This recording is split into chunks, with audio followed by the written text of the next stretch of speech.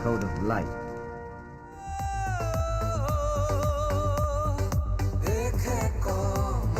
अस्सलामुअलैकुम, आप देख रहे हैं समा। मैं हूँ रमीज अहमद और मैं हूँ रमज़ीन। बुलेटिन में खुश आमदीद। सबसे पहले बात करेंगे यौम पाकिस्तान की। पूरी कौम आज यौम पाकिस्तान मिली जोश और जज्बे से मना रही है। चारों सूबाई दारुल हुकूमतों में तोपों की सलामी से दिन का आगाज किया गया। मज़ार कायद और मज़ार इकबाल पर गार्ड्स तब्दीली की पुरवकार तकरीब हुई। मौसम की खराबी के बायस इस्लामाबाद में मुसल्लह अफवाज की परेड मुलतवी कर दी गई। अब ये 25 मार्च को होगी। जुमेरात को रावलपिंडी इस्लामाबाद में आम तातील होगी। यौम पाकिस्तान तजदीद अहद का दिन। सूबाई दारुल हुकूमतों में 21 तोपों की सलामी से दिन का आगाज। लाहौर में मज़ार इकबाल पर गार्ड्स तब्दीली की पुरवकार तकरीब।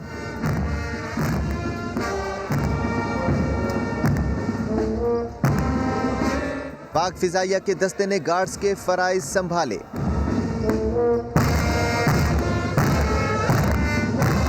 मेहमान खुसूसी air vice marshal Nadeem Akhtar Khan ने मज़ार पर फूलों की चादर चढ़ाई।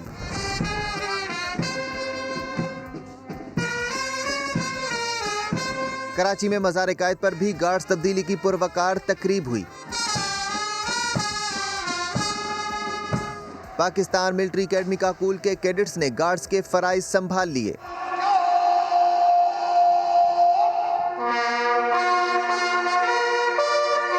तकरीब में वजीर आला सिंध मुराद अली शाह, गवर्नर इमरान इस्माइल, काबीना अराकीन, चीफ सेक्रेटरी IG पुलिस और दीगर अफसरान ने शिरकत की। वज़ीर आज़म इमरान खान का यौम पाकिस्तान पर पैगाम। कहा 23 मार्च 1940 को बर सगीर के मुसलमानों ने हिंदुत्वा जहनीत से आज़ादी का फैसला किया। आज हम बाबा कौम और तहरीक आज़ादी के तमाम रहनुमाओं को खिराज अकीदत पेश करते हैं। इन्हीं की जद्दोजहद से दुनिया के नक्शे पर पाकिस्तान मार्ज़े वजूद में आया। मज़ीद जानते हैं समा के नुमाइंदा खसूसी अब्बास शब्बीर से। अब्बास, बताइएगा मज़ीद क्या कहना है वज़ीर आज़म का?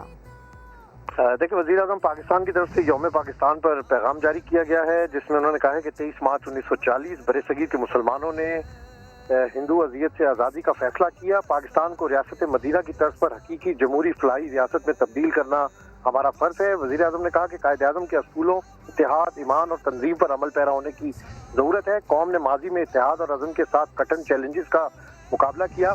हमें कोरोना वबा का सामना करने के लिए मजबूत रहने की ज़रूरत है। वज़ीर आज़म ने भी कहा कि आज मकबूजा कश्मीर के अवाम के साथ इक़रार यकजहती करते हैं। कश्मीरी अवाम की जुर्रत और हिम्मत को सलाम पेश करते हैं, जबकि हक़ खुद इरादियत के लिए कश्मीरियों की हिमायत जारी रखेंगे। ठीक है, बहुत शुक्रिया अब्बास शब्बीर आपका। आगे बढ़ते हुए आपको बताएं कि कोरोना वायरस की तीसरी लहर में तेजी आ गई। एक दिन में मजीद 72 अफराद इंतकाल कर गए। मजमूई अमवात की तादाद 13,935 हो गई है। NCOC के मुताबिक गुज़िश्ता रोज़ 39,742 कोरोना टेस्ट किए गए। 3,270 केसेस मस्बत निकले। एक्टिव केसेस की तादाद 34,535 हो चुकी है। कोरोना वायरस की तीसरी लहर में तेजी देखी जा रही है।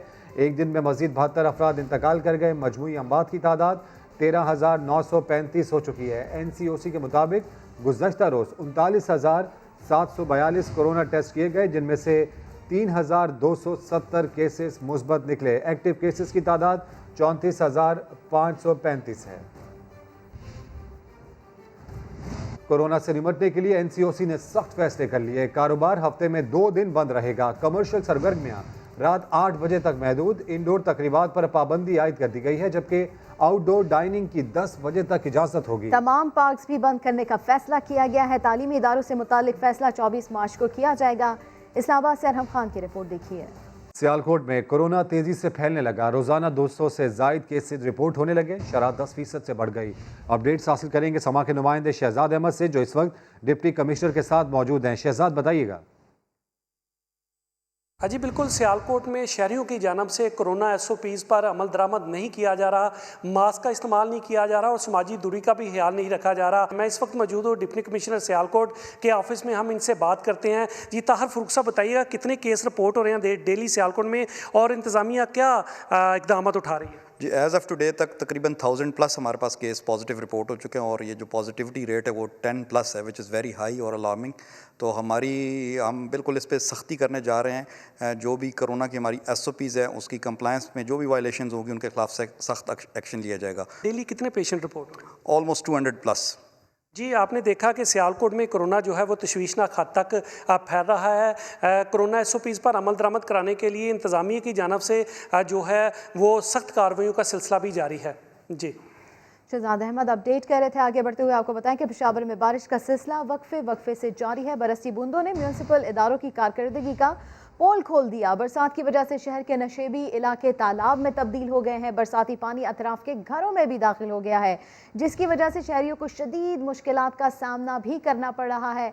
बारिश के पानी से BRT गुलबहार स्टेशन की छत भी टपकने लगी है। तो मौसम की हम बात बता रहे हैं, ख़बर दे रहे हैं पेशावर से, जहां पर बारिश का सिलसिला वक्फे से जारी है। बरसी बूंदों ने म्यूनसिपल इदारों की कारकर्दगी का पोल खोल दिया है। बरसात की वजह से शहर के नशेबी इलाके तालाब में तब्दील हो गया है, जबकि BRT गुलबहार स्टेशन इसकी छत भी टपकने लगी है। पानी की निकासी ना होने की वजह से शहरियों को काफ़ी मुश्किलात का सामना करना पड़ रहा है। बात कर लेते हैं अब्दुर्रहमान से। अब्दुर्रहमान, बताइएगा सूरत हाल इस वक्त पेशावर की। जी, पेशावर में गुज़िश्ता रात से शुरू होने वाली बारिश का सिलसिला ताहाल जारी है। सड़कें जो है वो झील बन चुकी हैं, जिनमें इस वक्त हम खड़े हैं यहाँ पर कोहाट रोड की चुंगी चौक पे, और यहाँ पर पानी जो है वो झील की शक्ल इख्तियार कर चुका है और यहाँ पर गाड़ियाँ गुजरती है, लेकिन साथ ही वो पानी की वजह से बंद हो जाती हैं। जो मकामी ताजरों का कहना है, शहरियों का कहना है कि इसकी सबसे बड़ी वजह जो है WSSP है, उसका अमला जो है नालों की बरवक्त सफाई नहीं करता। शहर के दीगर इलाकों में भी सड़कों पर और चौकों में इस वक्त पानी बड़ी तादाद में मौजूद है और झील का मंजर पेश कर रही है। जी, बहुत शुक्रिया अब्दुर्रहमान आपका। बहन भाई हो गई लड़ाई, माजरा जानिए कुछ देर में।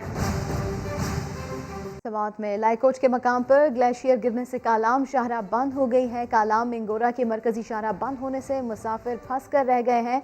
तो सूरत हाल हम आपको बता रहे हैं समात की। यहाँ पर ग्लेशियर गिरने से कालाम शाहराह बंद हुई है और मरकजी शाहराह बंद होने से गाड़ियाँ फंस गई हैं। लोग पैदल सफ़र करने पर यहाँ पर मजबूर हो गए हैं। जो सियासी मामलात का जिक्र हुकूमत को सेलेक्टेड कहने वाले एक दूसरे को सेलेक्टेड के ताने देने लगे। मंसूरा में मीडिया से गुफ्तगू के दौरान बिल्कुल, मंसूरा में मीडिया से गुफ्तगू के दौरान सहाफ़ी ने चेयरमैन पीपल्स पार्टी से सवाल किया कि मरीम नवाज ने दूसरे सेलेक्टेड की तैयारी वाला ट्वीट किया है, वो दूसरा सेलेक्टेड आपके सिवा और कौन हो सकता है। बिलावल भुट्टो ने जवाबन कहा कि कराची से लेकर खैबर तक 2 ही जमातें हैं जो सेलेक्टेड नहीं हैं, एक जमात इस्लामी और दूसरी पीपल्स पार्टी। सेलेक्ट होने का सिलसिला लाहौर के एक सियासी ख़ानदान से शुरू हुआ था।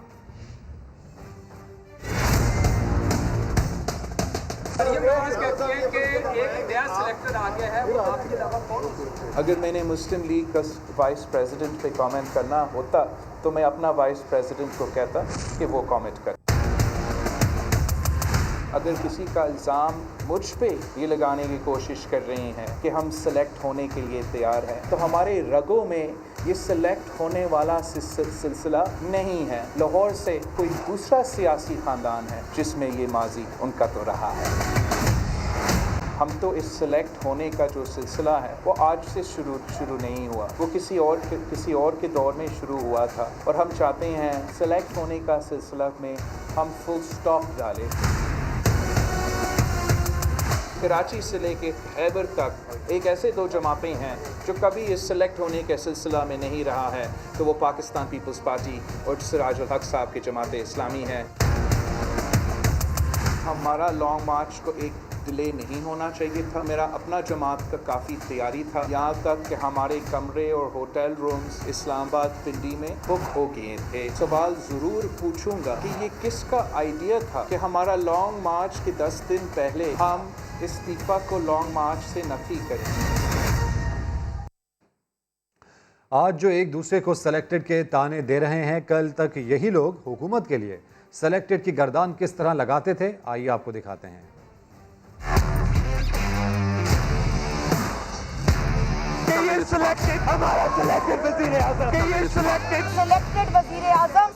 सेलेक्टेड वजीर आजम है। वजीर आजम सिलेक्ट है। तुम तो बेनामी वजीर आजम हो। सेलेक्टेड वजीर आजम। सिलेक्टर यूँ पूछते हैं, मुसल्लत शुदा सिलेक्टेड है, वो सिलेक्टेड था, सिलेक्टेड है, सिलेक्टेड कठपुतली है। पंजाब असेंबली में लीगी एमपी हिना परवेज भट्ट ने कहा है कि आस्तीन के सांप के बारे में सुना था मगर अब देख भी लिया। ख्वाजा आसिफ साहब बिल्कुल दुरुस्त थे। वफाकी वज़ीर इत्तलात शिबली फराज कहते हैं बिलावल भुट्टो ने बराह रास्त नवाज शरीफ और नून लीग की तरफ इशारा किया। नवाज शरीफ ने हमेशा सियासत किसी और के कंधे पर बैठ कर की। राना सनाउल्लाह ने कहा पीडीएम के प्लेटफॉर्म पर बिलावल भुट्टो से वजाहत मांगेंगे। मोहम्मद जुबैर बोले अगर नून लीग सेलेक्टेड होती तो आज हुकूमत में होती। बिलावल भुट्टो की नून लीग पर गहरी चोट। वफाकी वजीर इत्तलात शिबली फराज का रद्द अमल। कहते हैं बिलावल भुट्टो के बयान से वाज़ेह हो चुका कि पीपल्स पार्टी ने नून लीग से राहें जुदा कर ली हैं। ये तो उन्होंने डायरेक्ट इशारा किया है नवाज शरीफ और उनकी पार्टी पे किया है जिन्होंने कि हमेशा इसमें उन्होंने जो भी अपनी सियासत की वो किसी के कंधों पे बैठ की। समा के प्रोग्राम आवाज में लीगी रहनुमा राना सना बोले पीडीएम सरबराही इजलास में पीपल्स पार्टी से बयान पर वजाहत तलब की जाएगी। ये हम पीडीएम के प्लेटफॉर्म पे जरूर इस पे बात करेंगे।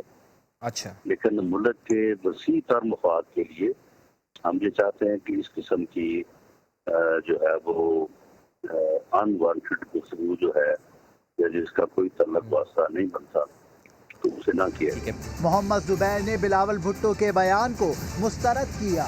हम कहाँ से सिलेक्टेड में आ गए? मेरा ख्याल है हमारी तो कुर्बानियाँ, ना मैं किसी और पार्टी की क्रेडेंशियल्स को चैलेंज कर रहा हूँ, पीपल्स पार्टी की अपनी कुर्बानियाँ हैं और हम उसको रिकॉग्नाइज भी करते हैं। लीगी रहनुमा का कहना था नून लीग चोर दरवाजे से नहीं बल्कि अवाम के वोटों से हमेशा इक्तदार में आई। मरीम नवाज की पेशी के मौके पर नैब लाहौर ने पुलिस और रेंजर्स की खिदमत हासिल करने का फैसला कर लिया। नैब लाहौर को रेड जोन डिक्लेयर करने की इस्तदा भी की जा रही है। नैब लाहौर ने 26 मार्च को मुस्लिम लीग नून की नायब सदर मरीम नवाज को तलब किया है। हुकाम का कहना है कि नैब का ताल्लुक किसी सियासी जमात, ग्रोह या फर्द से नहीं, सिर्फ रियासत पाकिस्तान से है। इदारा आइन और कानून के मुताबिक मुल्क से बदउनवानी के खात्मे के लिए किरदार अदा करता रहेगा। बराह रास्त आपको लिए चलते हैं पीपल्स पार्टी रहनुमा कमर जमान कायरा मीडिया से गुफ्तगू कर रहे हैं। होती है, बहुत सारे इख्तलाफात होते हैं। अगर वो इख्तलाफात हम आपके जरिए बैठ के मीडिया में डिबेट करेंगे, आप नए नए सवाल उठाएंगे तो उससे इबहाम बढ़ जाएंगे। तो हमारा मौक़िफ़ आज भी है कि हम इस्तीफ़ों के ऑप्शन के साथ हैं। पीपल्स पार्टी उन 26 पॉइंट के एक एक पॉइंट के साथ खड़ी है।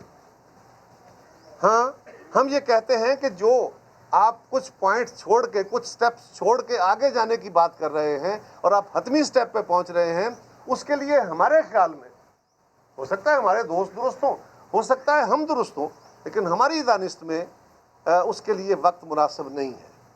और हमने जो कुछ आपको माजी में कहा वो प्रूव हुआ, या हमने कहा तो वो प्रूव सब ने मिलकर उसको कामयाबी की सूरत में ढाला। आज भी हमारी गुजारिश है, लेकिन अब इस पे बातें मजीद जो हैं हम वो अपनी सीसी के बाद करेंगे।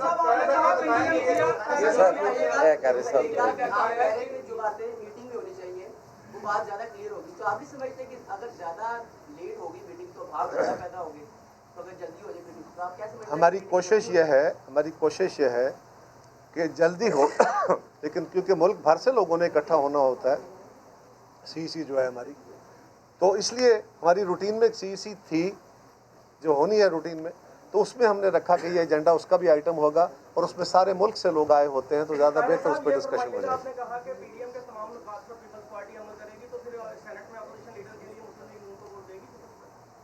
जी, पीपल्स पार्टी ये कोई हमारा, पहली तो बात है, चार्टर का हिस्सा नहीं है। मैंने गुजारिश की, हमारे चार्टर का हिस्सा नहीं है। ये हमारे दोस्तों ने किसी मीटिंग के अंदर गुफ्तगू की थी और उसके ऊपर भी हमें उनकी राय का एहतराम है। लेकिन हम क्या कह रहे हैं, ये जो गुफ्तगू है कि पीपल्स पार्टी किसी असूल से इनहराफ कर रही है, बिल्कुल गलत। पहली बात तो ये कोई तयशुदा असूल नहीं था। कुछ मीटिंग्स के अंदर डिस्कशंस होती हैं जो फाइनलिटी में नहीं जाती। ये लीडरशिप लेवल पे कोई डिस्कशन इसकी नहीं हुई थी, कमेटी के अंदर बात हुई। दूसरी गुजारिश ये है, फिर भी हमें उनकी बातों का एहतराम है, दूसरी गुजारिश ये है कि गिलानी साहब को जब पीपल्स पार्टी ने कहा कि सेनेट का इलेक्शन में हिस्सा लेना चाहिए, तो गिलानी साहब को मुस्लिम लीग ने, JUI ने, हमारे तमाम PDM की जमातों ने हमारा साथ दिया, उनको कैंडिडेट बनाया, उनको वोट दिए। हम उनका शुक्रिया अदा करते हैं दिली तौर पे। और उन्हीं के तावन की बदौलत हम कामयाब हुए। लेकिन ये बात भी तयशुदा है कि ये कुछ जीती हुई सीट अपोजिशन की नहीं थी जो पीपल्स पार्टी को फेवर के तौर पे दी गई। पीपल्स पार्टी ने खुद वॉलंटरीली पीडीएम के लिए ये जद्दोजहद का एक मैदान लगाया और खुद अपने आप को ऑफर किया, इस मुश्किल में डाला। एक मिनट जी, इस मुश्किल में डाला। उन सब दोस्तों के तावन से हम वो सीट जीते। फिर चेयरमैन सेनेट में भी उन दोस्तों के तावन से ही हम आगे बढ़ सकते थे, वरना पीपल्स पार्टी के पास तो ये पोजीशन नहीं है और हम उनके शुक्रिया अदा करते हैं। लेकिन ये बात भी आप जानते हैं कि ये सीट भी कोई ऐसी नहीं थी कि जो हमारे हाथों में पड़ी हुई थी, सीधी कोई भी जीत सकता था, ऐसा नहीं था। हम आज भी समझते हैं कि गिलानी साहब ने इस सारे इलेक्शन को या सारे सिनेरियो। पीपल्स पार्टी रहनुमा कमर जमान कायरा मीडिया से गुफ्तगू कर रहे हैं। ब्रॉडशीट कमीशन, बड़े इंकशाफ। सेनेट में अपनी पार्टी का अपोजिशन लीडर लाने के लिए पीपल्स पार्टी और मुस्लिम लीग ने कोशिशें तेज कर दी। दोनों जमातें आमने सामने हैं और नंबर्स पूरे होने के दावे कर रही हैं। सेनेट में हिज़्ब इख्तिलाफ की गद्दी कौन संभालेगा? ऑपोजिशन के मुकाबले पर आ गई। नून लीग और पीपल्स पार्टी आमने सामने है। नंबर गेम पूरा करने के लिए दोनों जमातों ने लॉबिंग शुरू कर दी है। 17 सेनेटर्स वाली नून लीग का दावा है कि उन्हें जेयूआई के 5, नेशनल पार्टी के 2 और पख्तूनख्वा मिल्ली अवामी पार्टी के भी 2 सेनेटर्स की हिमायत हासिल है। इस तरह इनके अरकान की मजमूई तादाद 26 बनती है। उधर ऐवान बाला में 21 सेनेटर्स रखने वाली पीपल्स पार्टी कहती है कि उनके पास बीएनपी मेंगल और एएनपी के 2-2 सेनेटर्स की हिमायत के साथ 25 अरकान है और 26वें वोट के लिए बिलावल भुट्टो की दौड़ धूप जारी है। क्यों बिलावल? सूरत हाल को देखने वाले सोच रहे हैं क्या से क्या हो गए देखते देखते। हौसला में खड़ी वो जुदा हो गए देखते देखते। वज़ीर-ए-आज़म का ब्रॉडशीट इंक्वायरी रिपोर्ट काबीना में पेश करने का हुक्म। रिपोर्ट आइंदा काबीना इजलास में पेश की जाएगी। अपडेट्स हासिल करेंगे समा के नुमाइंदे अब्बास शब्बीर से। अब्बास, बताइएगा इस बारे में। जी बिल्कुल, जस्टिस अजमत सईद कमीशन की रिपोर्ट गुज़िश्ता रोज वज़ीर-ए-आज़म हाउस भेजी गई थी और वज़ीर-ए-आज़म को पेश कर दी गई है। ये फैसला किया गया है वज़ीर-ए-आज़म की तरफ से कि ब्रॉडशीट मामले को कैबिनेट के अंदर पेश किया जाए। आइंदा जो कैबिनेट का इजलास होगा उसमें ब्रॉडशीट तहकीकाती रिपोर्ट पेश की जाएगी। वज़ीर-ए-आज़म इमरान खान को इंक्वायरी रिपोर्ट पर तफसीली ब्रीफ किया जाएगा, जबकि काबीना इजलास में तहकीकाती रिपोर्ट का जायजा लेकर आइंदा का लाअमल तमाम काबीना अरकान की मशावरत से किया जाएगा। शिबली फराज ने भी इस चीज़ की तस्दीक की है कि वज़ीर-ए-आज़म हाउस से रिपोर्ट पहुंच चुकी है और काबीना में ये रिपोर्ट रखी जाएगी और मशावरत से इसका आइंदा का लाअमल तय किया जाएगा कि इसको पब्लिक करना है या इसको किस तरीके से आगे लेके चलना है। ठीक है, बहुत शुक्रिया अब्बास शबीर आपका। अमरीकी सदर जो बाइडन का सदर मुमलिकत डॉक्टर आरिफ अलवी से राब्ता। जो बाइडन ने यौम पाकिस्तान के मौके पर मुबारकबाद दी है। अमरीकी सदर जो बाइडन का सदर मुमलिकत डॉक्टर आरिफ अलवी से ये राब्ता सामने आया है। जो बाइडन ने यौम पाकिस्तान के मौके पर मुबारकबाद दी है। सदर आरिफ अलवी की जानिब से ऐसा बताया गया। अमरीकी सदर की जानिब से ऐसा कहा गया कि पाक अमरीका ताल्लुकात का मुश्तरका मकसद इलाकाई अमन और खुशहाली है। अमरीकी सदर की अफगान अमन अमल में पाकिस्तान से मिलकर काम करने की ख्वाहिश और साथ ही साथ कोरोना और मौसमियाती तब्दीली जैसे चैलेंजेस का भी मिलकर मुकाबला करने का अज़्म इस अहम टेलीफोनिक राब्ते में सामने आया। तो अमरीकी सदर जो बाइडन का सदर मुमलिकत डॉक्टर आरिफ अलवी से ये टेलीफोनिक राब्ता हुआ है। जो बाइडन ने यौम पाकिस्तान के मौके पर सदर मुमलिकत आरिफ अलवी को मुबारकबाद दी। मीनार पाकिस्तान आज भी लोगों को यौम पाकिस्तान की याद दिलाता है। यही वो मकाम है जहां पाकिस्तान के क़याम की करारदाद मंजूर हुई थी। लाहौर से मोहम्मद कुर्बान की रिपोर्ट।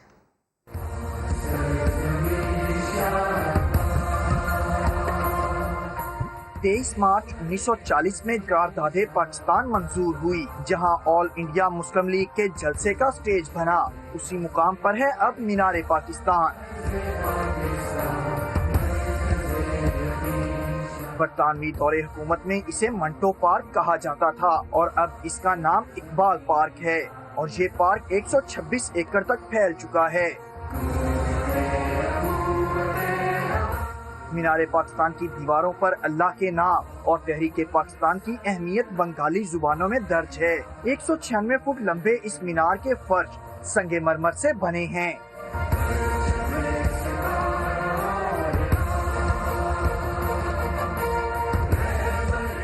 इकबाल पार्क की खूबसूरती बढ़ाने के लिए इसमें झील और लोगों की तफरीही सरगर्मियों का बंदोबस्त भी किया गया है। कैमरामैन जवाद यहिया के साथ मोहम्मद कुर्बान, समा, लाहौर।